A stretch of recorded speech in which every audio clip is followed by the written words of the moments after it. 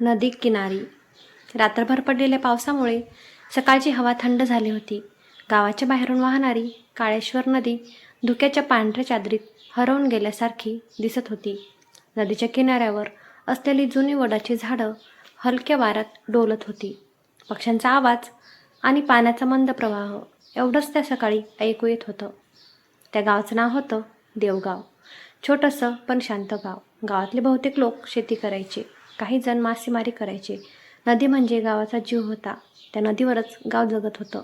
त्या गावात अर्जुन नावाचा एक तरुण राहत होता. उंच, सडपातळ, मेहनती आणि शांत स्वभावाचा. त्याचे आई वडील लहानपणीच गेले होते. तो त्याच्या आजीसोबत राहत होता. आजी नेहमी म्हणायची, अर्जुना, नदीचं पाणी आणि माणसाचं मन कधी बदलत सांगता येत नाही. अर्जुन हसायचा, पण त्याला त्या वाक्याचा अर्थ कधी समजला नव्हता. अर्जुन रोज सकाळी नदी किनारी जायचा. तिथे बसून तो बराच वेळ पाण्याकडे पाहत राहायचा. त्याला त्या जागेत एक विचित्र शांतता वाटायची. गावातले लोक म्हणायचे की नदीच्या दुसऱ्या टोकाला एक जुना वाडा आहे. तिथे कोणी राहत नाही. रात्री तिथून दिवे दिसतात, आवाज येतात, पण कोणी तिकडे जाण्याची हिंमत करत नव्हतं. एक दिवस अर्जुन नदी किनारी बसला होता. अचानक त्याला पाण्यात काहीतरी चमकत असल्याचं दिसलं. त्याने जवळ जाऊन पाहिलं. पाण्यात एक छोटंसं चांदीचं लॉकेट होतं. त्याने ते उचललं. लॉकेटवर एक नाव कोरलेलं होतं, गौरी. अर्जुनने आसपास पाहिलं, पण तिथे कोणी नव्हतं.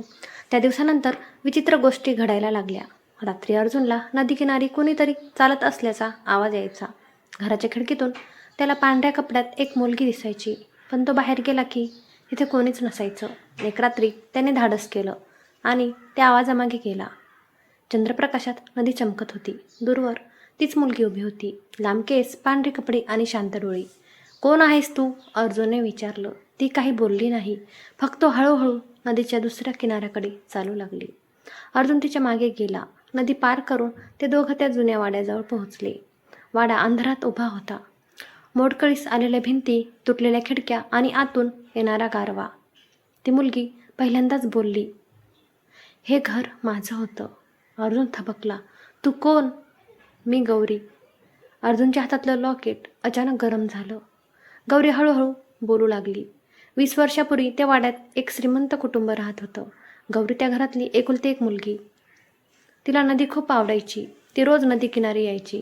पण गावातल्या काही लोभी लोकांना त्या कुटुंबाची संपत्ती हवी होती. एक रात्री त्यांनी त्या वाड्यावर हल्ला केला. आग लागली, आरडाओरड झाला आणि त्या रात्री गौरी गायब झाली. गावाने समजलं की ती नदीत बुडाली, पण सत्य वेगळंच होतं. गौरीने अर्जुनकडे पाहिलं. माझा खून झाला होता. अर्जुनच्या अंगावर काटा आला. कोणी केलं?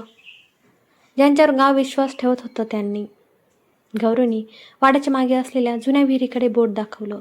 माझं सत्य तिथे दडलं आहे. अर्जुन दुसऱ्या दिवशी सकाळी त्या विहिरीजवळ गेला.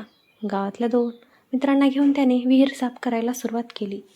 काही तासांनी त्यांना आत एक लोखंडी पेटी सापडली. पेटीत जुनी कागदपत्र, काही दागिने आणि एक डायरी होती. डायरी गौरीची होती. त्या डायरीत सर्व काही लिहिलं होतं. गावचा सरपंच, 2 व्यापारी आणि एक पोलीस अधिकारी यांनी मिळून तिच्या वडिलांची फसवणूक केली होती. संपत्ती हस्तगत करण्यासाठी त्यांनी संपूर्ण कुटुंब संपवलं. गौरीने हे सर्व पाहिलं होतं, म्हणून तिचाही खून करण्यात आला. अर्जुन हादरला, कारण त्या डायरीत एक नाव अजून होतं, दत्ता पाटील. तो अर्जुनचा स्वतःचा काका होता. अर्जुनच्या डोळ्यासमोर अंधार आला.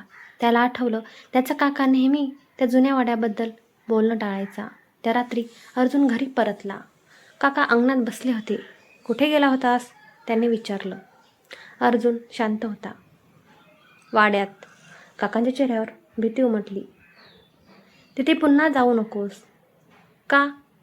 सत्य बाहेर येईल म्हणून? काका उठले. त्यांच्या डोळ्यात राग होता. तुला काही माहीत नाही. मग सांगा. काही क्षण शांतता पसरली. नंतर काका हळूहळू बोलू लागले.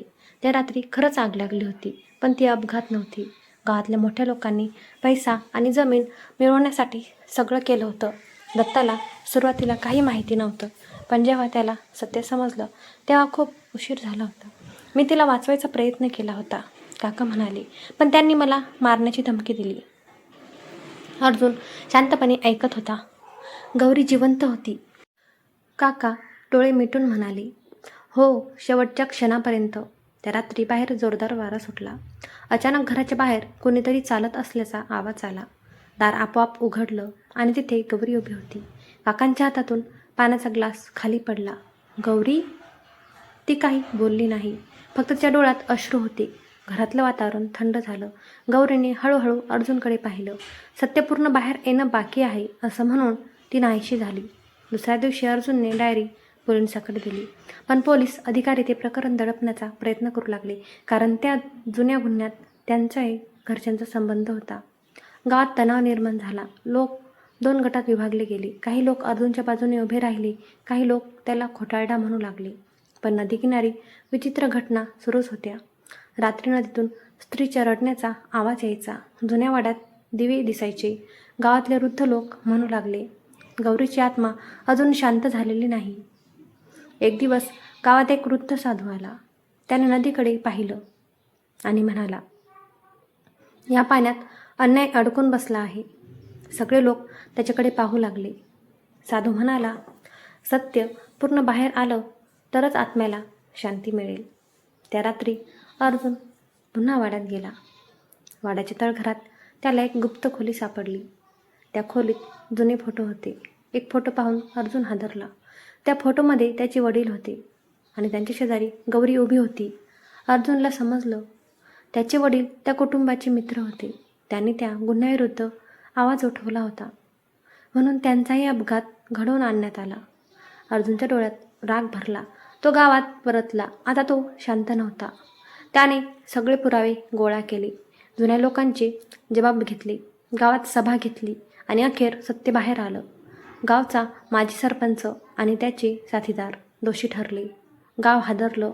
लोकांना विश्वास बसत नव्हता. त्या रात्री अर्जुन पुन्हा नदीकिनारी गेला. चंद्र पूर्ण होता. पाणी शांत होतं आणि तिथे गौरी उभी होती. यावेळी तिच्या चेहऱ्यावर शांत हास्य होतं. धन्यवाद, ती म्हणाली. अर्जुन काही बोलला नाही. गौरी पुढे म्हणाली, नदी सर्व काही लक्षात ठेवते. सत्य कितीही खोल दडलं तरी एक दिवस वर येतच. हळूहळू तिचं रूप धुक्यात विरघळू लागलं. अर्जुन तिला पाहत राहिला आणि काही क्षणात ती नाहीशी झाली. नदीचा वारा पुन्हा शांत झाला. काही महिने गेले. गाव बदलू लागलं. जुना वाडा पाडण्यात आला.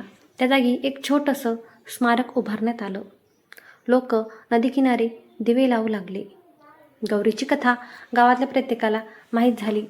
अर्जुन आता गावात आदराने पाहिला जाऊ लागला. पण तो अजूनही रोज नदीकिनारी जायचा. एका संध्याकाळी तो तिथे बसला. सूर्य मावळत होता. नदीवर लालसर प्रकाश पसरला होता. अचानक त्याला पाण्यात पुन्हा एक चमक दिसली.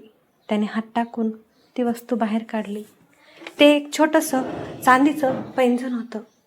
अर्जुन हलकासा हसला. दूरवर वाऱ्याबरोबर कुणाचा तरी मंद आवाज आला, मी इथेच आहे. अर्जुनने नदीकडे पाहिलं. पाणी शांत वाहत होतं, पण त्या शांततेही एक कथा अजून जिवंत होती.